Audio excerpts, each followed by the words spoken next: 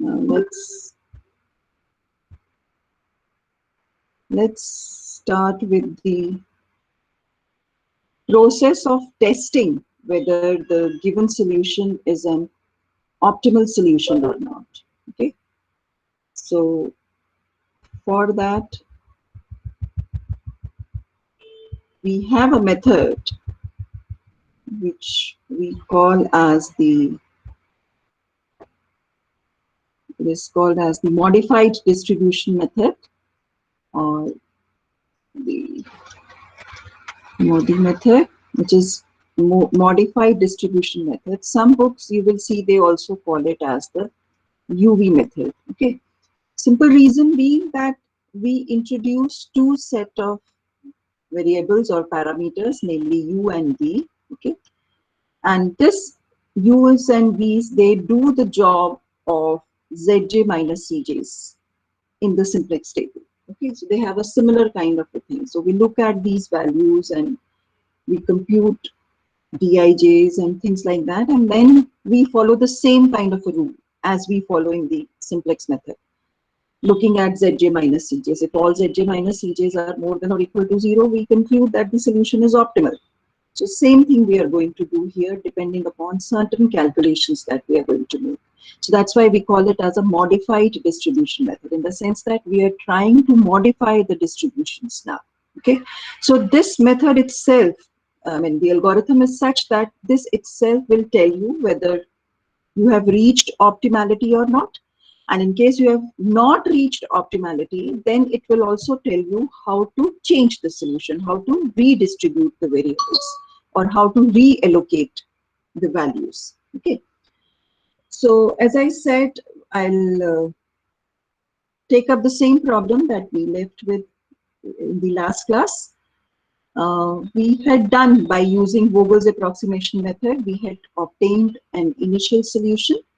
So I'll quickly write down, I mean, you also write down the same solution, initial solution that we had obtained by using Vogel's, and again for the problem where we had 3 sources and 4 destinations, right? These were the 4 destinations that we had. Now, if I just correct me if I write wrong, because I also had the problem with me somewhere. Now these were the availabilities here, and these were the demands, total demands we had.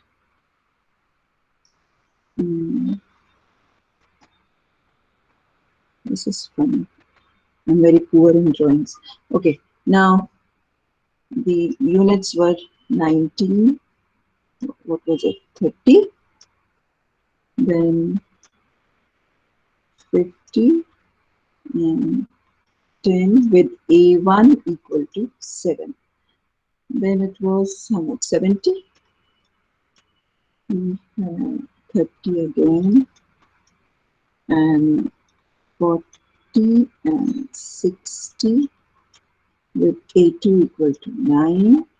Then this was 48, 70 and 20 with A3 equal to 10, with B1 5, 8, 7, 14, the total being 34. Am I right? This was the problem, right? And using Vogel's approximation, the initial variables were what? 5? Now the availability is 7, 9 and 18. Yeah, again, I always end up committing a mistake here. Right? This is 18, right? Now look at the allocations also using Vogel's. What was it? X11 was 5. Then I think X14 was 2. Is that okay? Yes, then ma'am. X23 was 7. X24 2. then x3, 2, 8, and x3, 4, 10. These were the allocations using Bobel's method. Is that right? Yes, ma'am. The one we did in the last class, right? See, now this means that if I write the solution in terms of variables, this means x11 equal to 5, x14 equal to 2, x23 equal to 7, x24 equal to 2, x32 equal to 8, and x34 equal to 10. They are your basic variables. Okay. And the remaining, all other remaining, they are my non-basic variables. Okay. Now, if this solution is not optimal, okay, that means, now if this solution is optimal, when we say test for optimality, that means we are concluding that this solution is optimal. Okay. With this as the solution, what was the minimum cost that we obtained? How much was it? 779? How much did we get? The minimum cost. Yes, ma'am. 779. 779. Okay. So this amounts to saying that if I choose this as my, if this turns out to be optimal, then the minimum cost is 779 and it cannot be reduced further if this is an optimal solution. This is what we mean by test for optimality. Okay. We are testing that this is optimal and the cost cannot be reduced further. This is the minimum cost that we have to pay at any cost, right? What if this does not turn out to be optimal? So if this does not turn out to be optimal, that means the cost of transportation, which has turned out to be 779, can further be reduced. Okay, by how much, that we need to see, right? If it can be further reduced, that means out of these variables where we have made certain allocations, some of them will go. That means the allocation for them will be 0 for any one of them. Of course, one at a time will move. Okay, so one of them will be 0 and some other variable where we have not made any allocation somewhere will be allocated some value, number one. Now, what are the options there? Say, supposing it so happens that I leave x23, I conclude that okay, x23 should go. Now if x23 goes, that means this allocation of 7 unit goes. Okay, now what are the possibilities? The possibility is that some other comes in and we allocate 7 exactly to that. That is one option. The other option could be some other comes in and we reallocate the values in the sense that this 7 also gets divided, you know, some gets added units, some gets reduced units, and in a way what are we doing? We are reallocating the units to the cells, I mean from the sources to the destinations, how we are going to supply the things. So that is why it is a modified distribution method. That means we are going to modify the distributions. Could be in the existing cells, of course, when one goes, of course, could be in the existing cells also, could be that just one goes and the same unit gets allotted to some other cell, and it could be anything. So we are going to do those distributions. Okay. So to do this distribution, what we do is that we we do certain calculations, number one, okay, and these calculations would include computing certain things, okay, which would be sort of calculating two things. One is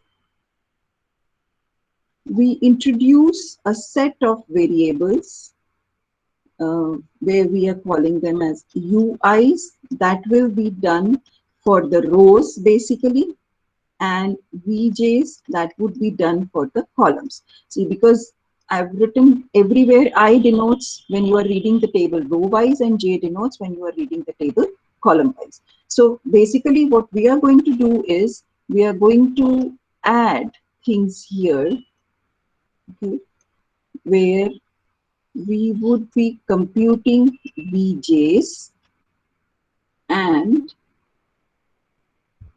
we would be computing UIs. I'm writing in the same table now. Okay, so we would be computing UIs here. So basically, we'll be computing, this will be U1, U2, U3, U4, and similarly here, we'll be computing the values for V1, V2, what have I done? There's no V4, V3, V4. Okay. So U1, U2, U3 because there were 3 rows, and V1, V2, V3, V4 because there were 4 columns. Okay. Now, using, this is one set of calculations that we have to make. Okay. UIs and VJs would be computed by using the occupied cells. Okay. Occupied cells means where we have already made the allocations. So we'll be computing these by using the occupied cells. Okay. And apart from this, using these UIs and VJs, we would be computing DIJs, which would be computed for each unoccupied cell. Okay. So like, for example, if I look at X11, because it is an already occupied cell, because it is a basic cell, right? But what about X12? It is not an occupied cell. So that means we would be computing D12. We would be computing D13, but not D14. Okay. Similarly, D21, D22, but not D23 and D24. Okay. Similarly, D31, we would be computing. We would be computing D33. So for all unoccupied cells, we would be computing this. Okay. So everything from this table would help us now to move further, the occupied as well as the unoccupied cells. Okay. Now, the very first thing that we have to remember now is, and if you want, you can write down that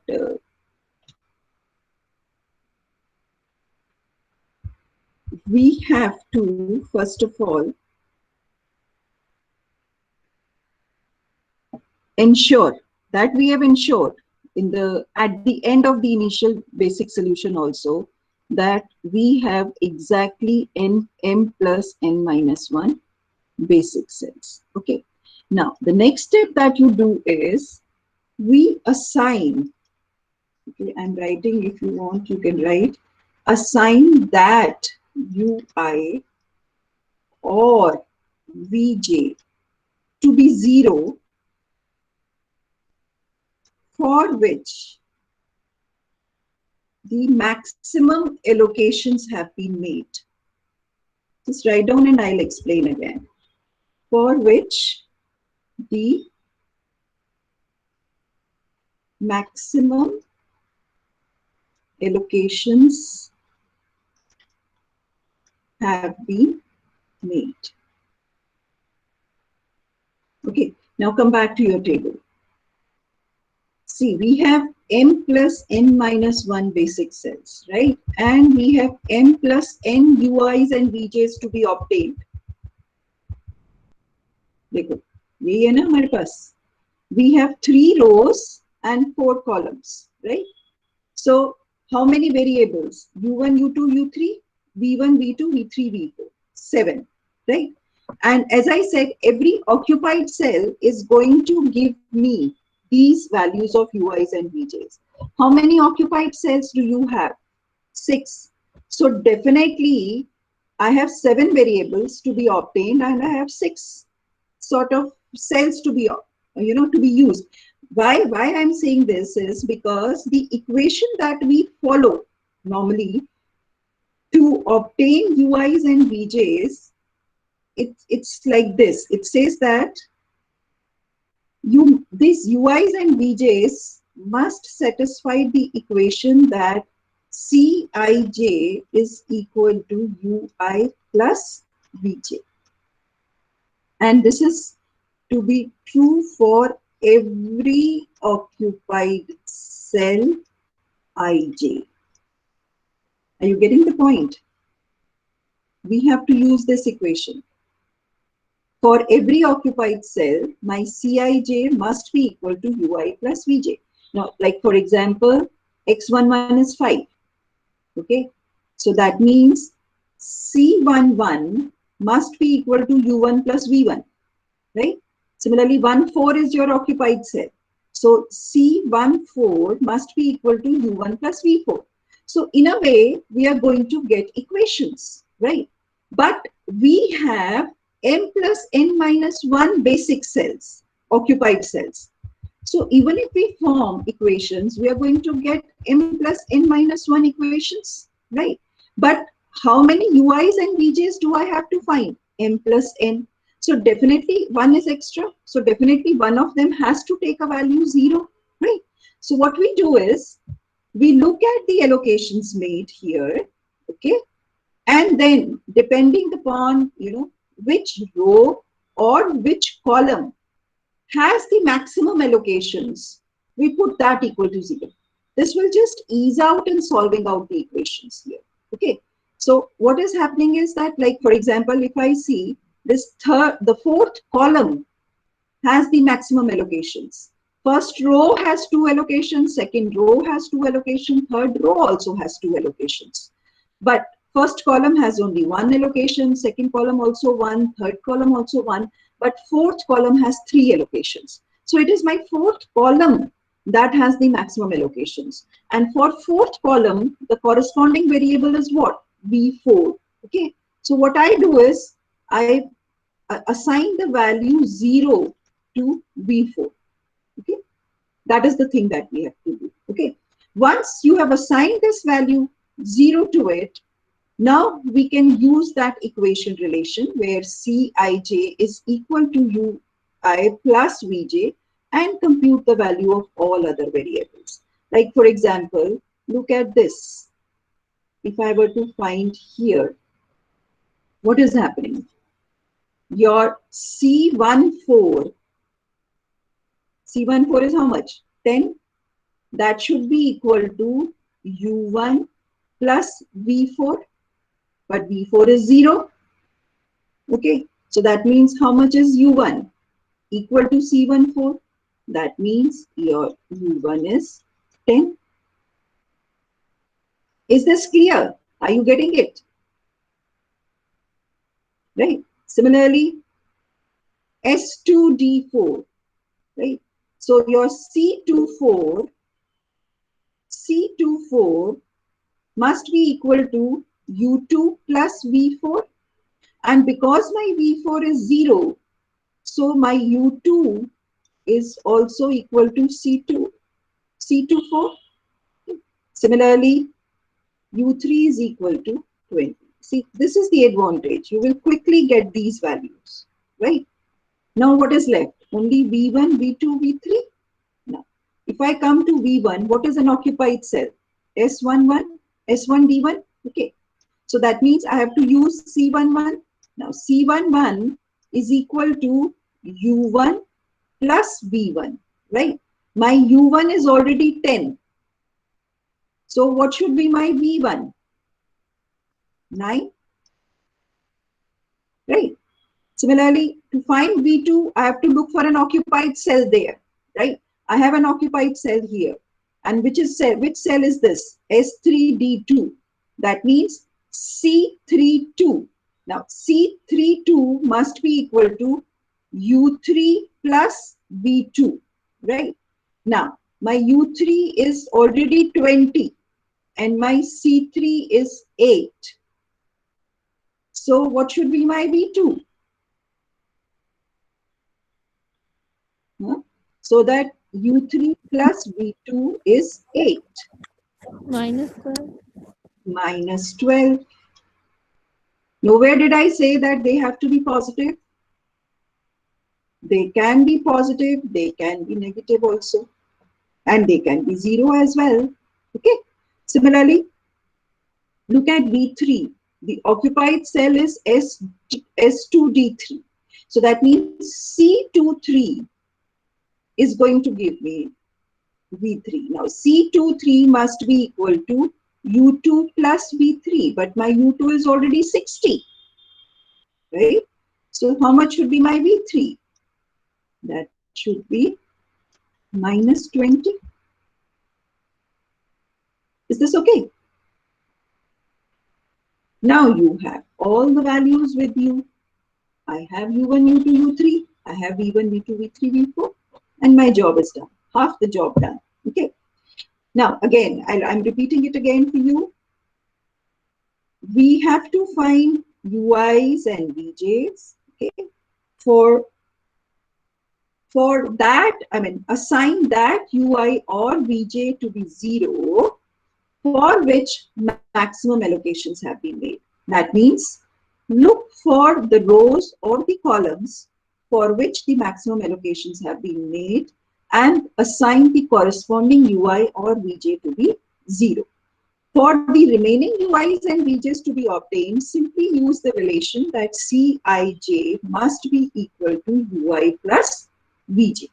Okay, is this clear? Okay, now this is half, as I said, half the job done. We have just used the occupied cells so far. We have not used the unoccupied cells. Now, for unoccupied cells, we have to compute DIJs. Okay, and DIJs for unoccupied cells can be computed by using the equation Dij is equal to Cij minus of Ui plus Vj for every unoccupied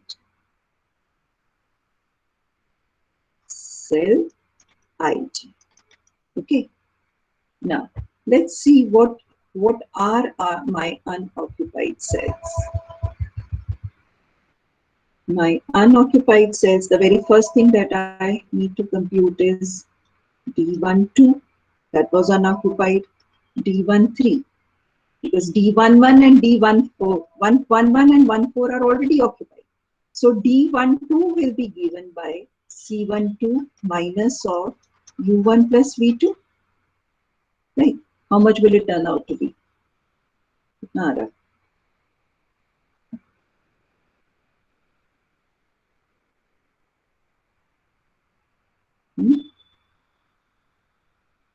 C12 is how much? 30 minus, how much is U1? 10. How much is V2? Minus 12. 32. 32. Okay, so your D12 is plus 32. Now, D13 was another unoccupied cell. So it will be C13 minus of U1 plus V3. How much is it?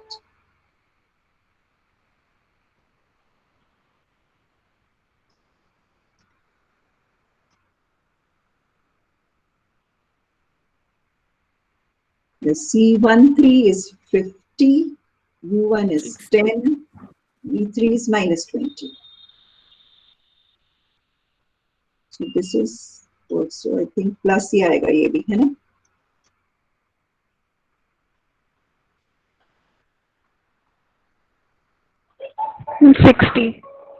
Plus 60, right? Now the next unoccupied cell is D21, right? So which will be C21 minus of U2 plus V1, and your C21 is 70, U2 is 60, and V1 is 9. 1. Plus 1.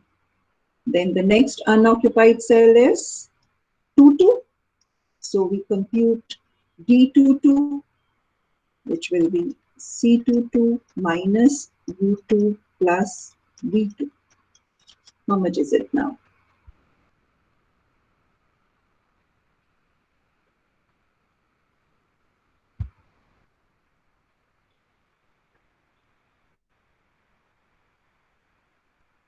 Minus 18. Minus 18. Okay. Now the next unoccupied, 2, 3, 2, 4 are occupied.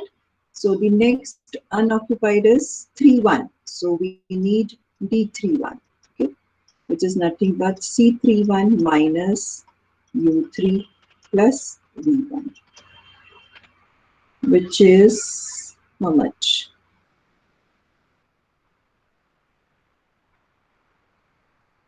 40 11. minus 29. So it's plus 11. Right? So 3,2 is occupied, and the last unoccupied is D33, which is C33 minus U3 plus V3.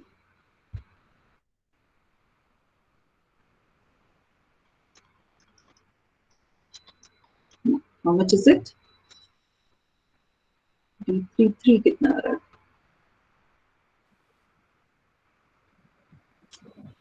70. Sorry, plus 70. That's it. Plus 70. Okay, that's all we have done. Now, these Dijs are just like your Zj minus Cjs. Okay, so that means they are going to define, see, that means they are actually your Zj minus Cjs for the non-basic variables. For the basic variables, they are 0 because वो हमने निकाले ही ऐसे हैं. See, just look at these, what has been done, what modification has been done. For every occupied cell, Cij was equal to Ui plus Vj, right? So that means Cij minus Ui plus Vj for every occupied cell is 0. So that is what is done in simplex table. Zj minus Cj for every basic column is 0. It is the Zj minus Cj for the non-basic columns that define whether we have reached optimality or not. Okay. So your Dijs here, what we have computed, they are nothing but similar to your Zj minus Cjs. Okay. And they are going to define whether the current solution is optimal or not. Okay. So the rule says that, again, same rule as we have for simplex method, that if Dij is strictly more than 0 for every I and j, okay, then the current solution is optimal. That means we have reached optimality. Okay. Now, in this case, we have one negative Dij. D22 is negative. So that means this solution is not optimal, right? It can be improved further also. Okay. How, that is to be seen later on. But of course, the conclusion that we can draw from here is that this solution is not optimal because one of the Dij has turned out to be negative. Okay. Now, remember, just note one thing. I have written if Dij is strictly more than 0. That means we are only talking of positive cases here. The obvious question can be, what if Dij is equal to 0 for some Ij? Maybe not all, definitely for some Ij. Okay.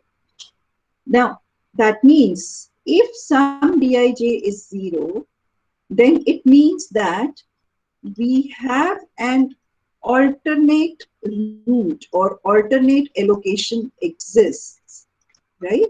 So it's similar to the case of alternate solutions where what will happen? The optimal value of Z will not change. That means the minimum cost of transportation in this case will not change, but we can look for alternate allocations. Okay. So if you're okay with this kind of allocations, the kind of allocations that we have made, it's fine. If not, then Dij will be 0. And remember, this Dij will come out to be 0 in that cell where to make it basic, to make it initial basic solution, we allocate 0. This is the pehle wala problem, the one that I just discussed, you know. We have allocated some allocation to be 0 there, right? So in that case, it will happen like this. So one of the Dij will turn out to be 0. So we'll have an alternate solution, but the minimum cost of transportation will not change in that case, right? And the only option left now is if Dij is less than 0 for one or more, you know, for one or more I and j, right? Then the current solution is that means not, then the current solution is not an optimal solution. Okay? And so, which means that the cost of transportation can further be reduced to what we have obtained, and we have to reallocate the things. Okay, so that is the next step. How do we redistribute the things? Okay, so that, I think, because it's time now for the class to end, so I will not start that. But what we'll be needing in the next class is the same table. So come prepared with that only, because now we have to make the allocations. We have got one Dij as negative. So we have to reallocate, we have to look for the next best possible solution and then check whether it is optimal or not. Okay, so that's why I said better start with an initial basic solution that leads you to optimality quickly, because testing for optimality requires more calculations. So I'll again quickly brush through what I have done today. We need to compute UIs and VJs. That will be computed by using occupied cells and by using the conditions that Cij is equal to UI plus Vj. But to do that, we allocate that UI or Vj to be 0, for which maximum allocations have been made in that particular row or column. The next step is, for each unoccupied cell, we compute Dij, which is nothing but Cij minus of UIs plus Vjs, and then we look at the signs of Dijs. Right? If they're all positive, we have reached optimality. If one of them is 0, then we conclude that alternate solution exists, but the minimum cost of transportation will not change. And if one or more Dij is less than 0, that means the solution can further be improved. Is that okay? So this is what the the initial steps of modified distribution method talk of. Okay, and